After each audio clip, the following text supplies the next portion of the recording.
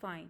So I'm going to click on Control A, okay, and see if I do this, it's just going to like, how is this happening, right?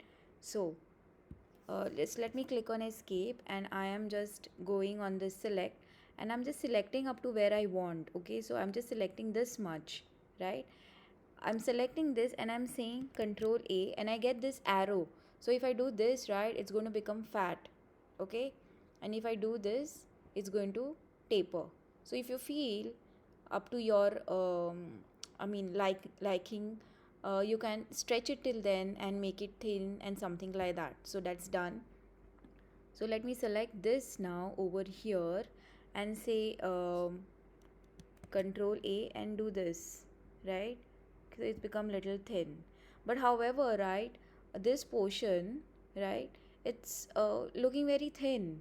So let me do this and try to make it fat or whatever, like this. But however, this over here, it's not rich, the edge, it's not touching, it's like, slant. So what do I need to do there? Yeah, let's check that out.